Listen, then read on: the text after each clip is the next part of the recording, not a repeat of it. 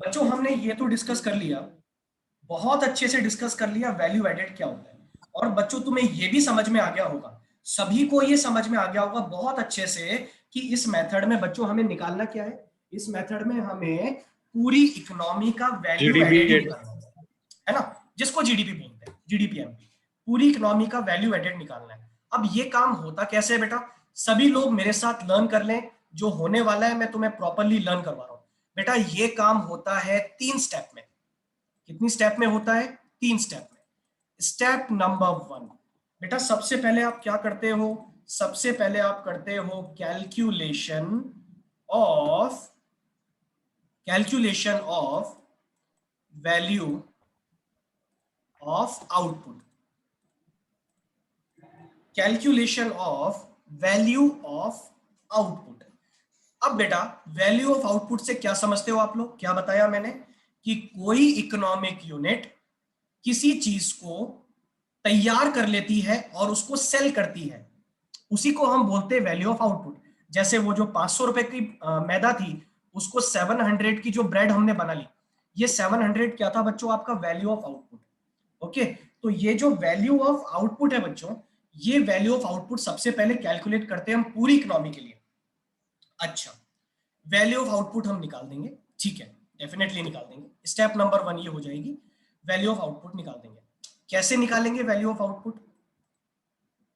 Value of output, बेटा याद रखें, वैल्यू ऑफ आउटपुट निकालने के एक से ज्यादा तरीके हैं।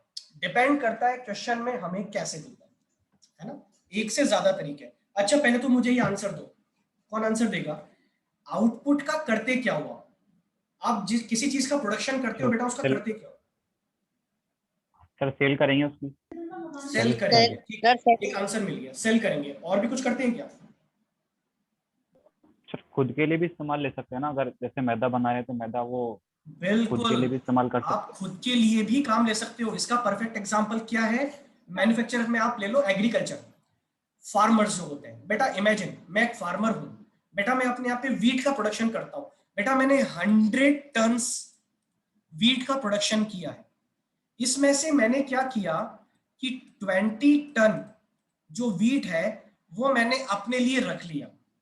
इसको हम कहते हैं सेल्फ कंजम्पशन। क्या बोलते हैं बच्चों इसको? Self consumption.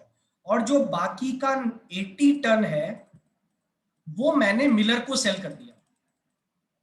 बेटा मुझे ये आंसर दो, अगर हमें 100 टन दे देता है डायरेक्टली, तब तो हमें कोई प्रॉब्लम ही नहीं है ना, यस और नो? अगर तुम्हें क्वेश्चन में डायरेक्ट उसने बता दिया 100 टन्स एक मैन्युफैक्चरर का क्या है, आउटपुट है, तब तो हम समझ गए 100 टन क्या है, आउटपुट है, कोई तकलीफ की बात नहीं है। लेकिन बेटा अगर आपको 100 टन ना देके वो आपको ये बोलता है कि भाई साहब हमने सेल की है 80 टन्स की, और प्लस मैंने सेल्फ कंजम्पशन भी किया है कितने का? 20 टन्स का। अगर आपको ये दोनों चीजें अलग अलग देता है तो बेटा मेरे को ये आंसर दो, इन दोनों को ऐड करके तुम टोटल आउटपुट नहीं निकाल सकते क्या? यस और नो? Yes sir. बेटा 80 टन आपने सेल कब किया होगा? जब उसका प्रोडक्शन किया होगा। 20 टन आपने सेल्फ कंजम्पशन कब किया होगा? जब उसका प्रोडक्शन किया होगा। अरे तो भैया प्रोडक्शन कितने का किया होगा? प्रोडक्शन आपने किया होगा 100 ऐड कर का। दो। क्या सर यही इसमें पॉसिबिलिटी है? कुछ और भी आ सकता है क्या? बिल्कुल बेटा, एक और चीज आ सकती है इसमें। क्या आ सकती है? इमेजिन 100 टन्स का मैंने प्रोडक्शन किया है, कोई एग्जांपल, 100 टन्स का मैंने प्रोडक्शन किया है। बेटा इसमें से मैंने क्या किया, 20 टन्स किस लिए रखा मैंने? Self consumption. इसके अलावा 70 टन्स मैंने बच्चों कर दिया है सेल। लेकिन जो 10 टन्स आपका है ये है बच्चों अनसोल्ड। अच्छा बताओ, ये सिचुएशन हो सकती है ना? अरे जरूरी है क्या पूरा 100 टन माल आपका बिक गया हो? जरूरी है क्या पूरा 100 टन गेहूं नो। आपके बिक गए हो? अरे हो सकता है नहीं बिके हो सकता है आपने खुद के यूज के लिए निकाल लिया हो सकता है आपने सेल भी कर लिया हो, उसके बाद भी कुछ बच गया हो। यस और नो? सही कह रहा हूं मैं? Yes yes sir. Sir seat तो बेटा के लिए हाँ बोलो क्या कह रहे हो, कौन क्या बोल रहा है बेटा, रिपीट करो, मैंने सुना नहीं एक्चुअली। किसी को नहीं है प्रॉब्लम? सर सीट सीड बेटा, सीड तो यस इसमें सर। दोनों आएंगे, सीड तो आपका इंटरमीडिएट गुड्स है ना, क्योंकि सीड से आप क्या बनाने वाले हो, प्रोडक्शन करने वाले हो, है ना, वो इंटरमीडिएट गुड्स है ना, वो इंटरमीडिएट कंजम्पशन माना चाहिए, रॉ मटेरियल है बेटा वो तो।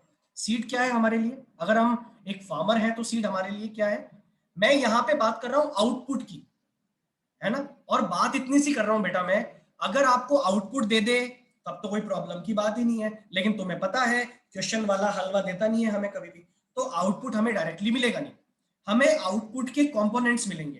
तो बच्चों अगर मैं आपसे बोलूं कि आउटपुट के अंदर क्या क्या आता है, तो यहां पे हमारा फॉर्मूला बन गया है वैल्यू ऑफ आउटपुट। इसका फॉर्मूला क्या बन गया है, बताओ भाई, आउटपुट कितना रहा होगा। अगर मैं बात करूं तो सबसे पहले इसमें सेल्स रही होगी plus self consumption plus change in stock. और बेटा ये चेंज इन स्टॉक का फंडा मैं आपको बहुत अच्छे से समझा चुका हूं एक्सपेंडिचर मेथड में। ओके, चेंज इन स्टॉक का मतलब वही है, साल के शुरुआत में स्टॉक कितना था, साल के एंड में स्टॉक कितना है, वो आपको ये बताता है कि साल भर में कितना आपने प्रोडक्शन किया। ओके, और यही अनसोल्ड को भी बताता है कि अनसोल्ड स्टॉक आपके यहाँ पे कितना है। तो बेटा ये वैल्यू ऑफ आउटपुट निकालने का एक फॉर्मूला है। क्या फॉर्मूला है, जरा सब लोग रिपीट करो, ये मैं तुम्हें याद ही करवा रहा हूँ हैंड टू हैंड लर्न। सबसे पहले क्या आती है बेटा इसके अंदर, सेल्स, दूसरा क्या आता है सेल्फ कंजम्पशन, और तीसरा क्या आता है बच्चों इसमें चेंज इन स्टॉक।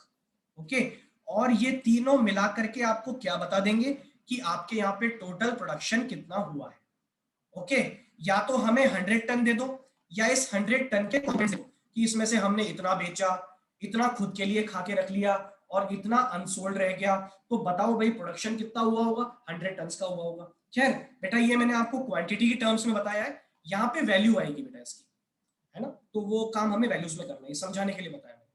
क्या सभी को वैल्यू ऑफ आउटपुट का मतलब समझ में आ गया, यस और नो?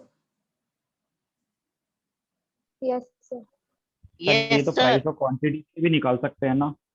बेटा क्वांटिटी से निकाल सकते हैं, लेकिन हम नेशनल इनकम क्वांटिटी में नहीं निकालते हैं, हम निकालते हैं अमाउंट नहीं में। सर, प्राइस और क्वांटिटी दोनों की मदद से, जैसे अपन ने सेल्स और ये सेल्फ कंजम्पशन अलग अलग करके निकाला, इसकी जगह पे प्राइस और क्वांटिटी अगर अपने को देके बिल्कुल रखी है बेटा, कि वो भी इतने एक प्राइस में। डिफिकल्टी है, वो भी एक डिफिकल्टी है।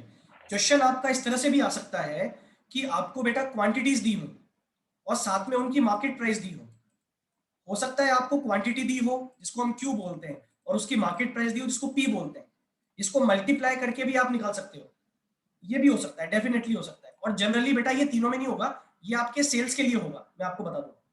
क्वेश्चन ऐसा भी आएगा, जो सेल होगी उस सेल का आपको अमाउंट नहीं देगा बेटा, सेल के आपको क्या देगा बेटा, वो क्वांटिटी देगा, और क्वांटिटी को आप मल्टीप्लाई करोगे प्राइस से, तब जाके आपको क्या मिलेगा, सेल की वैल्यू मिलेगी। ओके, जिसको बाकी चीजों के साथ हम ऐड करेंगे तब जाके हमें क्या मिलेगा, वैल्यू ऑफ आउटपुट मिलेगा, है ना। ये भी एक डिफिकल्टी है।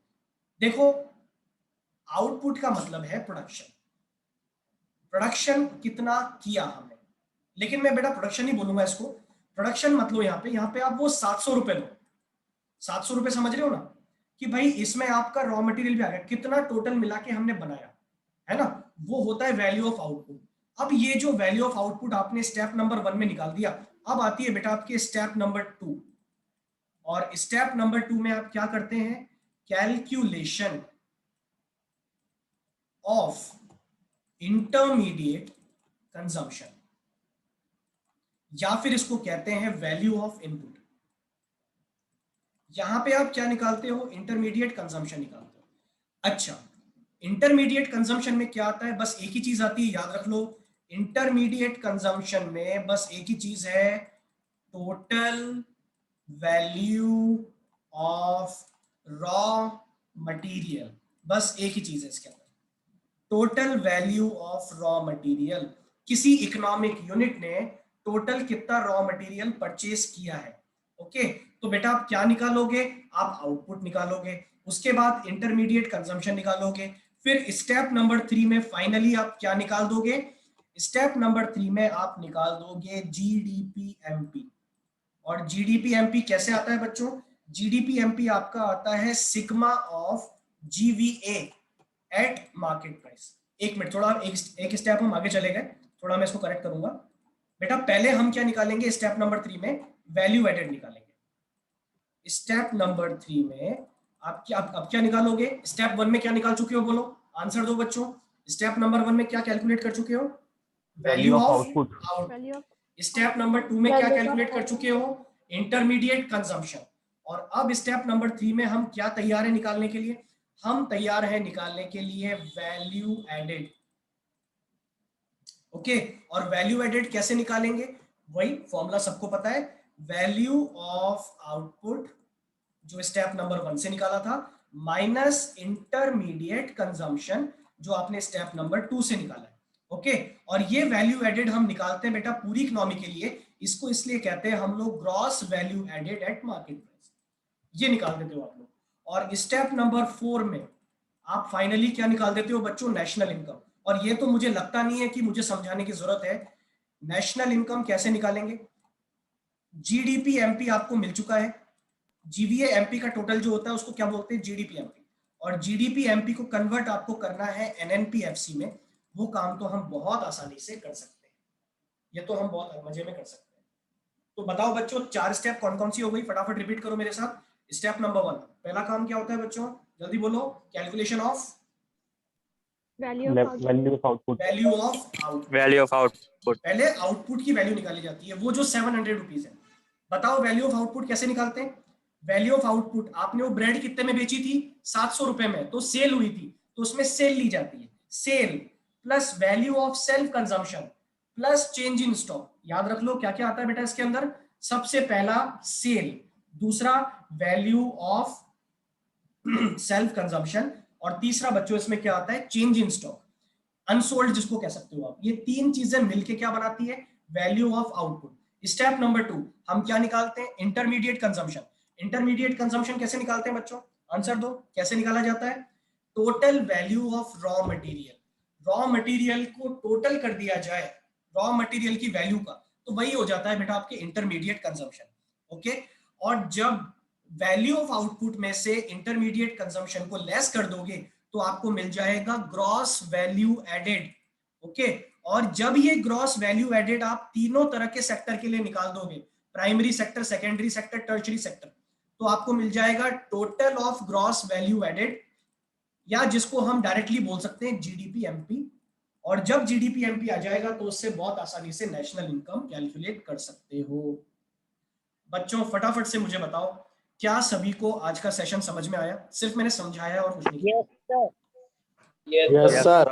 Yes, sir. Yes sir. Okay? Yes, सिर्फ हमने आज थ्योरेटिकल पोर्शन समझा है, फॉर्मूले समझे हैं, सिर्फ लर्न किया है, सिर्फ हमने देखा है, मैंने प्रॉपर्ली मैटर आपको प्रोवाइड नहीं किया है। कल हम क्या करेंगे, कल हो सकता है क्लास थोड़ी लंबी रहे अपनी, तो टाइम हो सकता है मैं अनूप सर से बात करके चेंज भी कर दूं आपका, हो सकता है 4 बजे पहले इकोनॉमिक्स की क्लास हो, है ना, ये मोस्ट प्रोबेबली ऐसा होने वाला है। तो कल हम एक बड़ा मैटर पढ़ने वाले हैं, सभी को बेसिक समझ में आ गया है, हम एक डिटेल में प्रॉपर मेथड लिखा हुआ पढ़ लेंगे। उसके बाद हम संडे को 2 घंटे, या हो सकता है कि मैं 3 क्लास भी रख लूं, हम बहुत सारे क्वेश्चन इसके कर देंगे और उसमें ये हमारा मेथड हो जाएगा फिनिश। ठीक है, और मंडे से हम स्टार्ट कर देंगे यूनिट नंबर 2। ठीक है बच्चों, चलिए तो आज के लिए इतना ही रखते हैं, अब हम लोग कल मिलते हैं। आज होमवर्क आपका कुछ भी नहीं है, बस यही है जितना मैंने पढ़ाया, रिकॉर्डिंग देखना, समझना, ट्राई करना। ओके चलिए Bye, बच्चों, sir. Thank you, कल sir. मिलते हैं। ओके बच्चों, most welcome, thank you. Thank you sir. Most welcome.